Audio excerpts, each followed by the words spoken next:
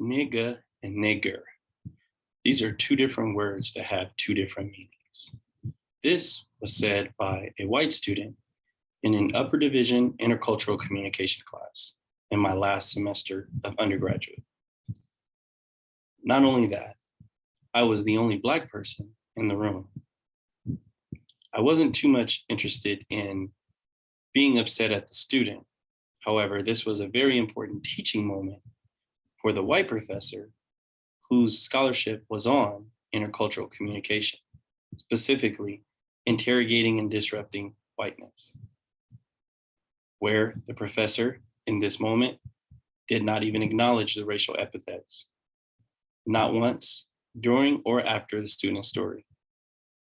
So I waited 5 minutes, maybe it'll come to her. To no avail, it never did. So I grabbed my things and I left the classroom. Now, this may be a great time to tell you that me and this professor, our relationship was pretty deep, where this professor actually chose me to do a research assistant through an independent study for her and another professor of all things racial logics and colorblindness. This professor was also the advisor to the Lambda Pi Eta, which is the Communication Honors Society, wherein I was the vice president. I had just returned from WSCA, which is the Western States Communication Association, where I did very well with one of my ethnography papers. This was all undergraduate. However, I had a long-standing fight with my institution afterwards, where the dean agreed I should leave the classroom and I should be placed in a different section of intercultural communication, since it was my last semester and it was a degree-seeking class. But it was the research assistantship where it became problematic. The dean, nor did the president later release me from my research assistant. However, I ended up getting 4 A's and an F. The F was that undergraduate independent study research assistant that I refused to do for that professor. Hi, my name is Nicholas B. Lacy. I am currently a PhD student at Purdue University in organizational communication. This is Radical Racial Educational Encounters, Black students as unsilent teachers of diversity, equity, and inclusion. So you heard a little bit about my autoethnography. So I'll go into the idea of the theory that I used and some methodological approaches, which obviously autoethnography is atop that list. Then look at the research design and talk about some of my findings, which is the acronym of BREACH. So theoretically, I used Elizabeth Noel Newman's 1973 spiral of silence theory, where Noel Newman posits that people fear the rejection to express their opinion. So as part of the minority, they lose their confidence and remain silent, which is what I did in my fight against the institution. So methodologically, I use autoethnography, as well as critical race methodology, Richard Delgado, 1989, specifically the aspect of counter storytelling. Then I used a narrative analysis to help bolster the narratives of my participants. So the research design, after obtaining an exempt level IRB certificate for the 14 interviews, I moved forward with the interviews and produced 18 hours of research time and nearly 800 pages of interview transcripts, wherein interviews range from 45 minutes to 2.5 hours. And this was done during COVID, so obviously I used the platform of Zoom. So I found I coded for many different things, specifically racial microaggressions, racial battle fatigue, psychological effects of racial battle fatigue.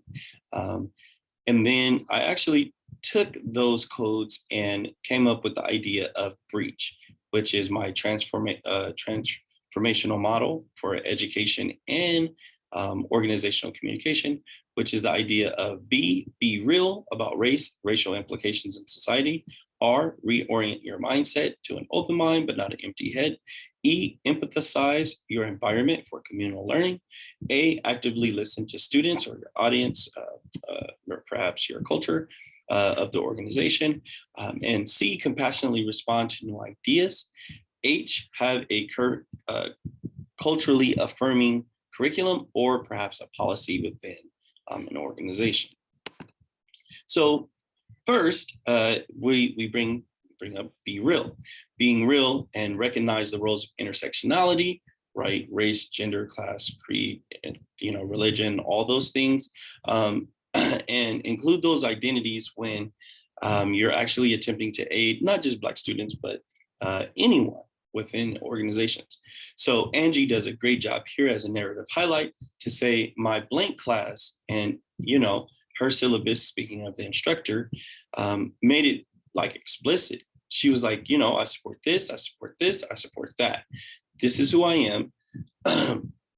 And, she was not Black, but she was like, I support what's happening right now with the Black Lives Matter movement. I support that full time here. So moving from that deficit mindset to an asset mindset, Angie shows how, a white instructor was actually being real about the systematized racial disparities that occur. And anyone can do it. However, it takes this idea of being real and recognition, right, to actually begin the entire model. R, right, reorienting your mindset.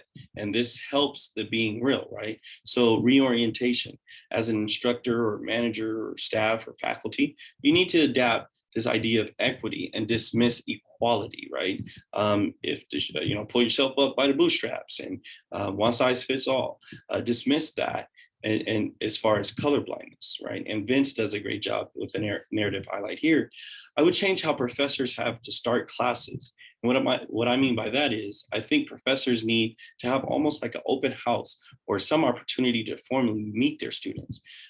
It can be difficult when you're teaching a large lecture, of course, and he goes on to say other things. However, just capturing this idea of reorienting and reorganizing how we approach things and how we do things within education or organizations at large.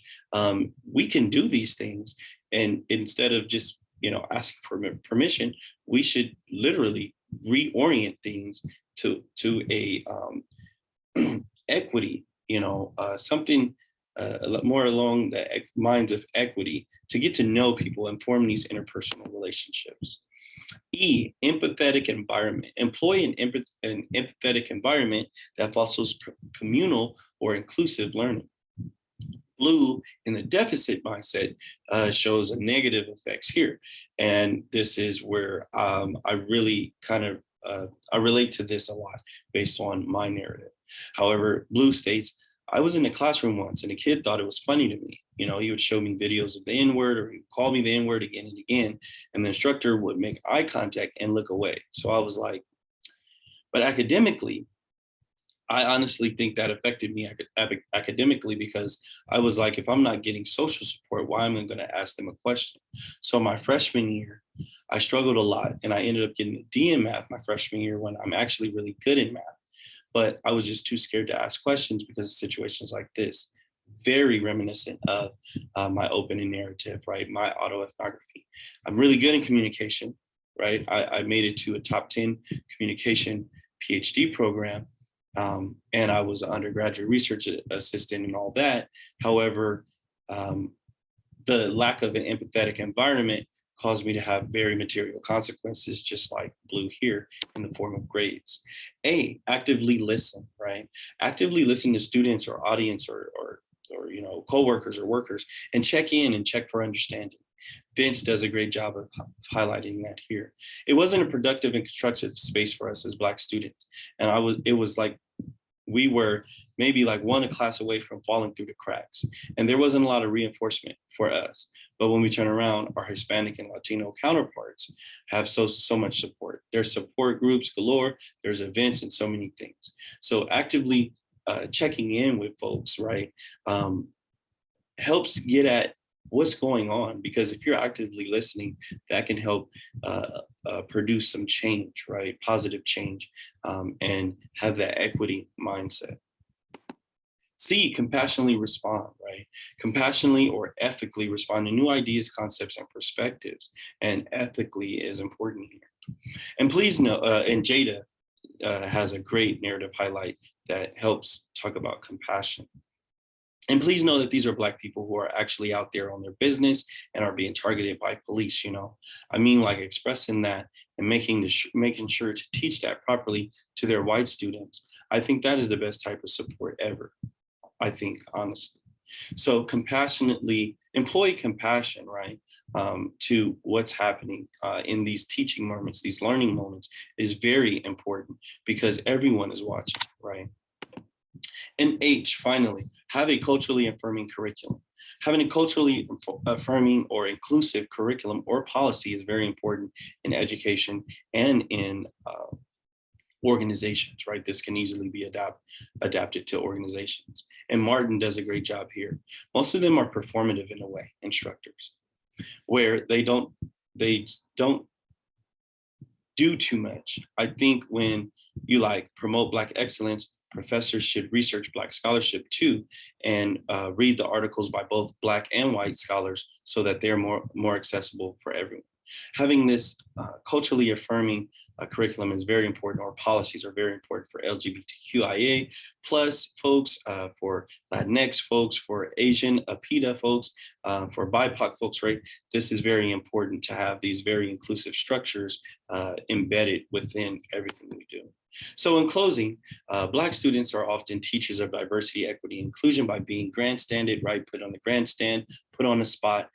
They are expected to be cultural experts. They have this added emotional labor because of that, which also leads to racial battle fatigue, material consequences if they fail or if they have to deal with things by themselves, which also leads to an inequitable education.